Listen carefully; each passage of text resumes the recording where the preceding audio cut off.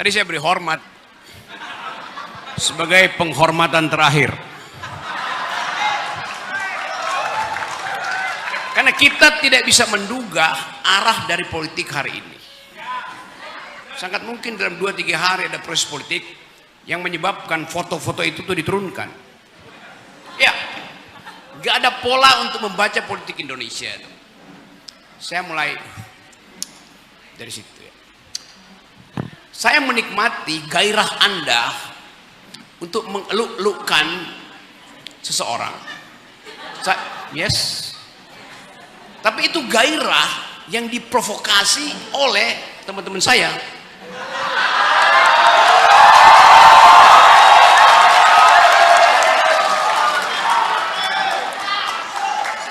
Padahal saya tahu ada semacam esprit de corps di antara BEM se-Indonesia, BEM Nusantara.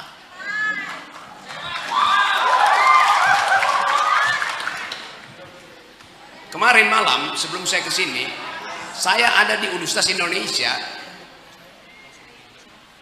diskusi terbuka dengan BEM UI dan BEM se-Jakarta.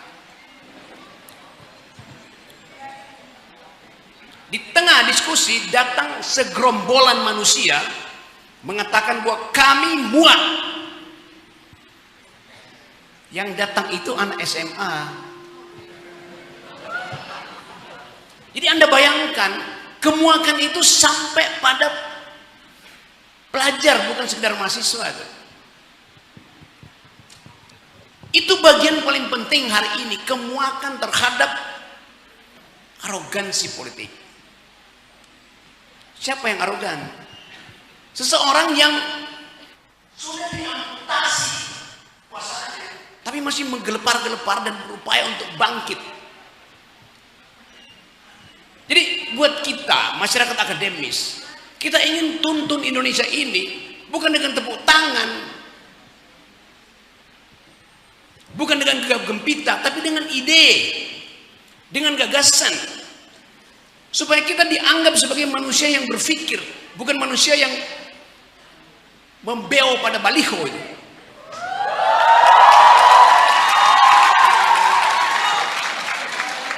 Nama kampus inilah Institut, di belakangnya agama Islam. Kata institut itu menunjukkan bahwa apapun yang saya ucapkan, dia datang dari proses melembaganya ilmu pengetahuan. Itu namanya institut. Saya coba bandingkan keadaan hari ini. Kita bicara tentang dialog kebangsaan itu. Tapi kita gagal untuk membayangkan 2045 bangsa ini jadi semacam apa.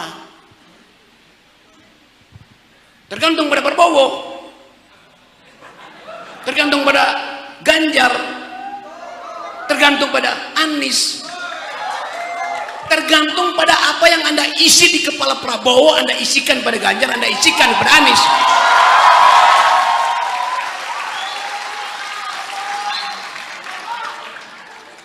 Anda yang mesti isi kepala 3 orang itu. Karena nasib Anda bisa juga mereka hianati nanti. Saya mau tumbuhkan kritisisme pada kalian. Sama seperti mahasiswa yang puji-puji seseorang 9 tahun yang lalu. Bahkan tokoh-tokoh nasional, pemimpin redaksi terbaik, wartawan-wartawan keren, budayawan-budayawan bagus, selama 9 tahun bergerombol di sekitar baliho Jokowi. Dan 3 hari lalu mereka menangis di depan televisi. Saya nggak mau lihat Anda menangis. Karena mereka, tokoh-tokoh itu, membeli kucing dalam karung. Anda hari ini boleh membeli kucing dalam karung. Tapi Anda pastikan karungnya bolong supaya Anda bisa tahu. Ini kucing maling, ini kucing yang berpikir, ini kucing yang disuruh partai.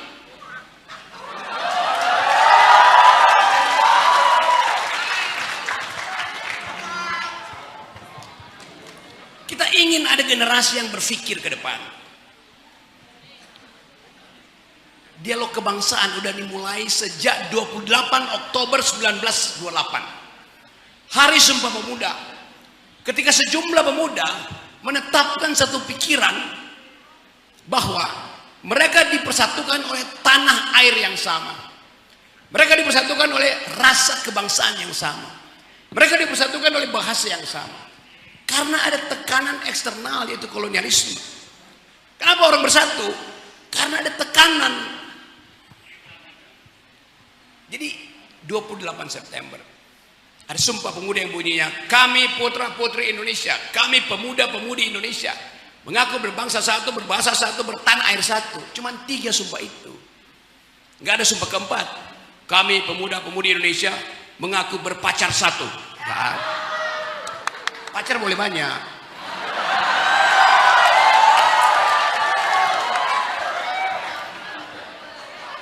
Anda bayangkan 28 Oktober, artinya 94 tahun lalu.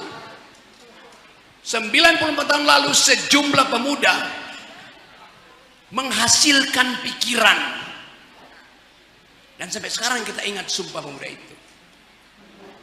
Itu yang menginspirasi Presiden Soekarno untuk mengatakan bahwa beri saya 10 pemuda dan saya akan guncang dunia.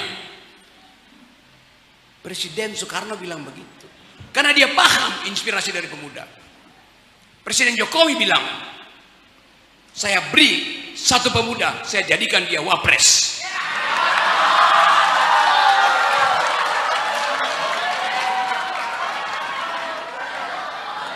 Anda bayangkan, ide apa yang ada di kepala Jokowi sehingga hanya mampu mengucapkan kalimat dangkal itu. Dan si pemuda bilang bahwa ya, jangan khawatir, saya sudah di sini. Percakapan akademis apa itu?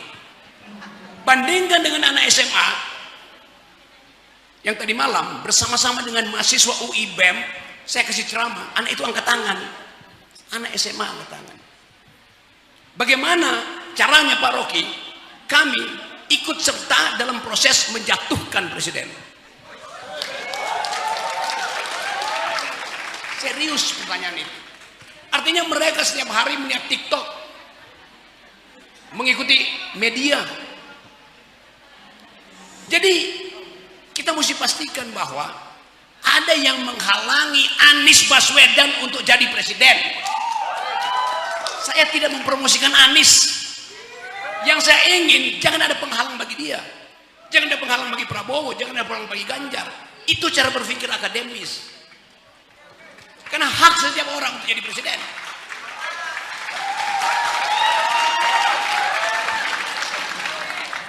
Jadi jangan Anda terpukau dengan Anies jadi presiden.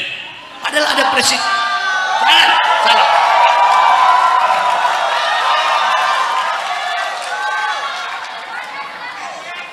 Selama penghalangnya ada, Anda menyanyi setiap hari 10 kali, nggak akan jadi presiden Anies. Karena ada penghalang. Jadi kita rubah cara berpikirnya. Lain, kalau Anda anggap pemilunya akan bersih, pemilunya akan kotor, penghalangnya disingkirkan dulu. Begitu berpikirnya. Euforia penting, tapi logika lebih penting.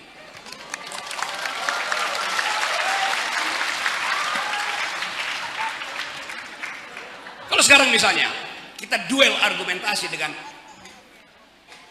Mahkamah Konstitusi,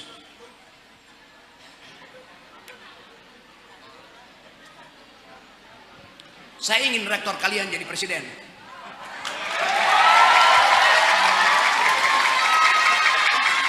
Saya ajukan dalil,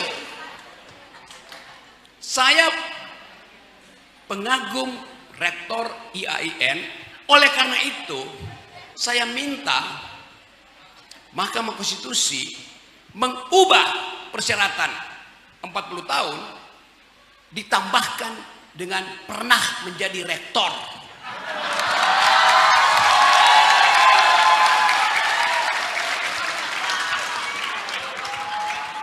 Lolos nggak? Nggak bakal lolos. Karena Pak Rektor bukan pengumpul kaleng kongguan. Jadi Anda lihat hambatannya di situ. Padahal kalau dikatakan pernah menjadi pemimpin, Gibran pernah jadi memimpin wali kota Solo.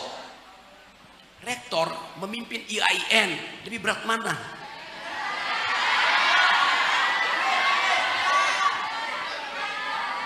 Dalam satu malam Gibran bisa bersihin gorong-gorong, bisa tambal jalan yang berlubang, karena setiap kali diangkat telepon BUMN dengan cepat-cepat datang ke Solo. Nih uangnya. Nggak ada kesulitan bagi Gibran untuk memimpin 6 kecamatan di situ. 6 kecamatan. Dibantu oleh semua menteri. Rektor mau ningkatin IAIN jadi universitas.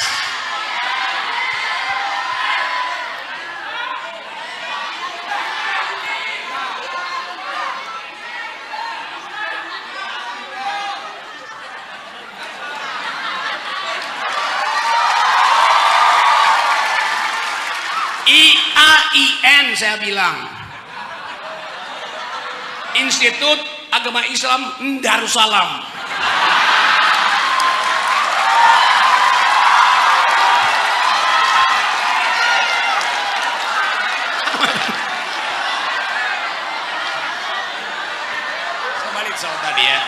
Saya balik tadi.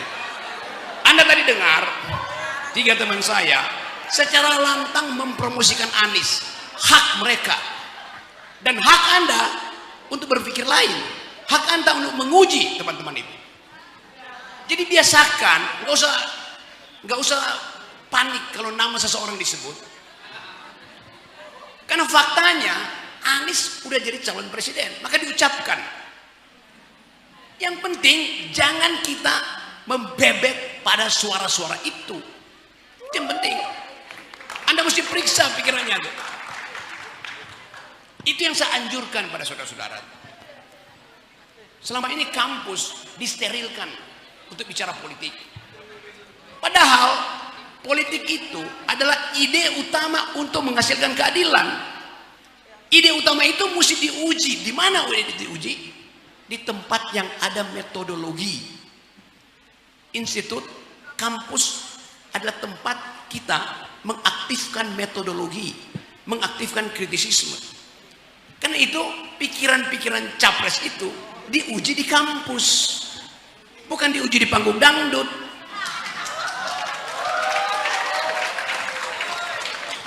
Jadi Anda berhak untuk mengatakan bahwa saya punya pikiran tentang 2045.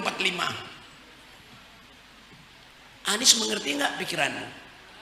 Prabowo mengerti nggak pikiranmu? Ganjar mengerti nggak pikiranmu? Saya sebut Anies pertama, mengerti. Karena Anies berdiskusi dengan saya bisa kira-kira apa jalan pikirannya. Prabowo berdiskusi dengan saya bisa kira-kira jalan pikirannya. Ganjar takut berdiskusi dengan saya.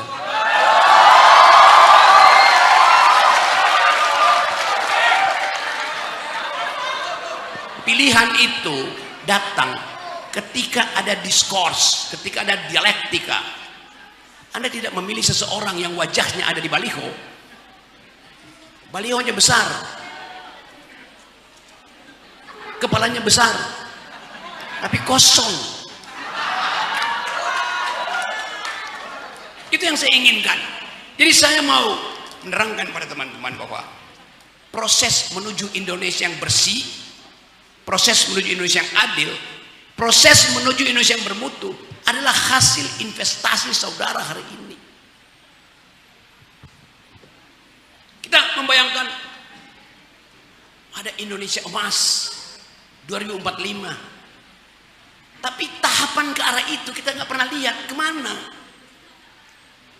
Apakah generasi baru sekarang tune in dengan sistem pemikiran dan sistem evaluasi dunia terhadap alam semesta, genetika, Semua hal mesti kita bayangkan. Karena 2045 Anda akan masuk di dalam perebutan model-model riset. Jokowi nggak pernah ngerti bahwa 2045 itu tidak diperlukan lagi kaki, tidak diperlukan lagi tangan, yang diperlukan otak. Karena Anda mesti riset. Saya terangkan keadaan dunia hari ini. Di seluruh dunia, di semua universitas bergengsi, hanya ada 3 klaster riset. 1, riset tentang human genome, riset tentang genetika manusia, untuk mengetahui Anda berasal dari mana. Anda bilang nenek moyangmu datang dari kerajaan Majapahit. Pertanyaannya, Raja Majapahit datang dari mana? Pasti nggak dari Solo. Karena Raja Solo jejaknya nggak ketahuan, sama seperti jasanya nggak jelas. Jadi riset pertama tentang genetika manusia seluruh dunia, sehingga sangat mungkin Danu ini teman saya, dia ada di situ, tapi dia nyalek dari PAN. Tapi dia teman saya tahu cara berpikirnya. Artinya dia harus mendukung Gibran. Tapi saya tahu dilema itu. Yes. Dilema itu mesti dipecahkan.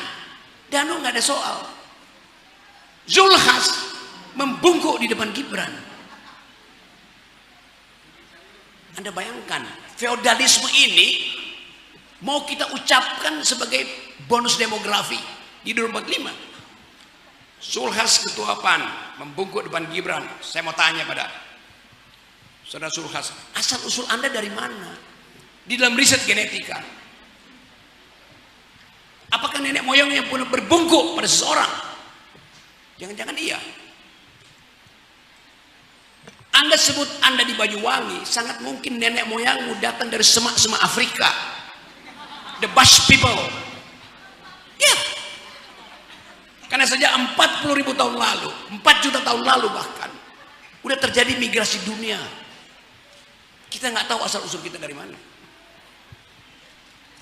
Najwa Shihab waktu diuji DNA-nya, dia kaget sendiri, dan kita juga kaget. Asal usul Najwa Shihab seharusnya dari Arab, tapi DNA-nya mayoritas Cina, Tiongkok. Itu pentingnya riset buat kita tahu.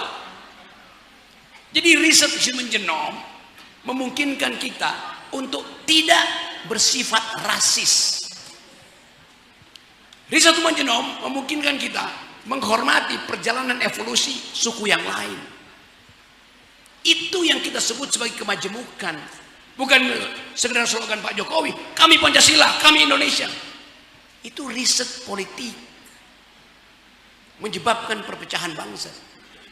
Saya ingin IAIA, Institut Agama Islam, ini lakukan riset itu, riset human genome. Riset kedua namanya riset tentang big data.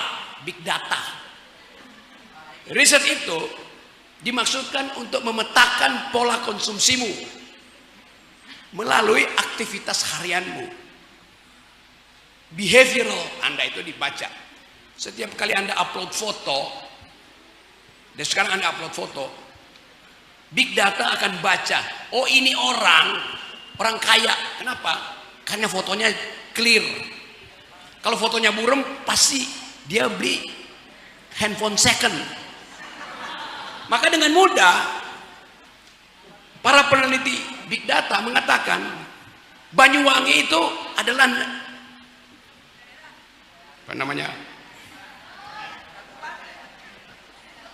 kabupaten kaya,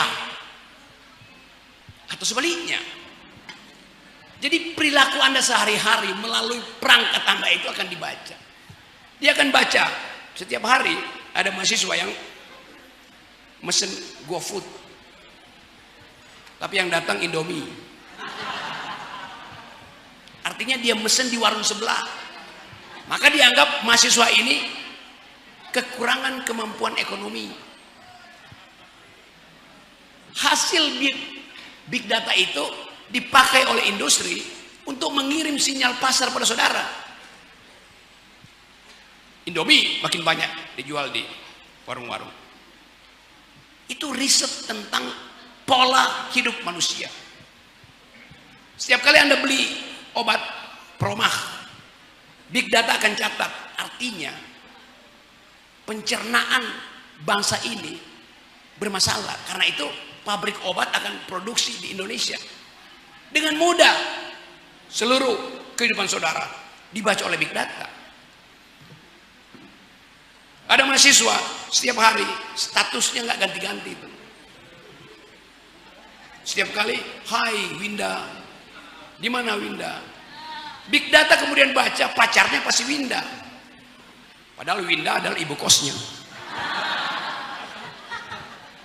Itu yang namanya riset. Riset ketiga namanya artificial intelligence. Kemampuan otak kita bertumbuh lebih cepat dari kemampuan kita untuk membaca proposal politik. Jadi ini 3 klaster riset. Kita tanya pada Anies, klaster riset mana yang bisa kita kembangkan supaya kita bisa mencapai bonus demografi? Itu pertanyaan akademis. Tanya pada Prabowo, pasti bisa jawab. Tapi jangan tanya pada Ganjar, nggak bisa dia jawab. Pasti itu. Ini namanya faktual, bukan saya menjelekkan atau memuji, tapi saya baca cara mereka mengucapkan kalimat. Kalimat akademis nggak terdengar. Harapan di Indonesia ke depan, Indonesia emas. Bagaimana membuat Indonesia emas kalau modalnya adalah kaleng kongguan? Kaleng. Jadi bagi Anda di sini, pastikan bahwa kita memproduksi pikiran supaya satu waktu 2029 ada pemilu yang betul-betul bersih karena didasarkan pada gagasan. Ya, saya balik lagi pada tema ini. Kebangsaan itu disebut kebangsaan kalau ada percakapan tentang 3 masalah itu. Bukan lagi sekedar kita pernah mengusir Belanda, kebangsaan udah lewat. Kebangsaan adalah tantangan di depan, bukan mengingat-ingat yang di belakang.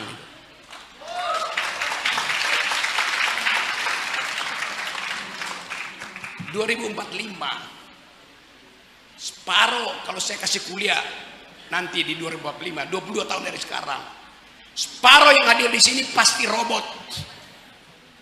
Karena robot ingin mendengar bagaimana Banyuwangi menghasilkan kepemimpinan yang basisnya adalah kecerdasan.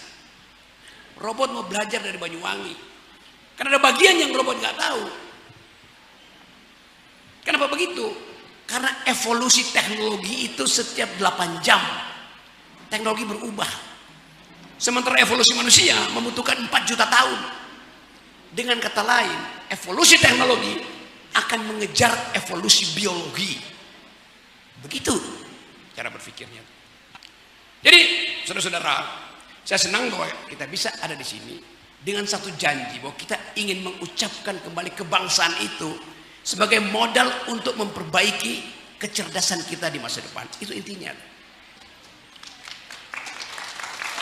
Nanti kita akan diskusi, dan tadi saya habis agak telat tadi kan masih makan ikan bakar dulu di Banjarsari.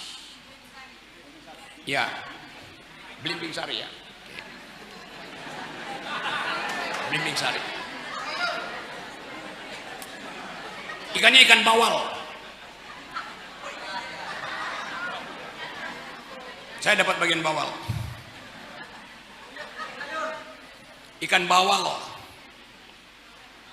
di Banjarsari.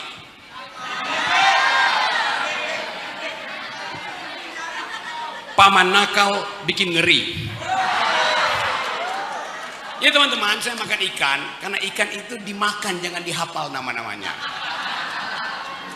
bagian ikan yang paling saya suka adalah kepala, karena kepala ikan lebih berguna dari kepala negara. Oke. Baik, terima